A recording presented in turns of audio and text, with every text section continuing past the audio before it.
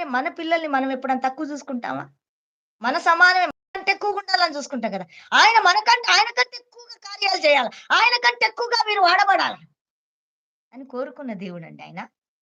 అట్లాంటి దేవుడిని ఏం భక్తి చేస్తున్నావు? ఎలా జీవిస్తున్నావు? ఎందుకు వదిలేసుకున్నావు? ఎందుకు దూరం అయిపోయావు? హల్లెలూయా! తిరిగి వస్తావా? రమ్మంటున్నాడు. తిరిగి వస్తావా మరలా? హల్లెలూయా!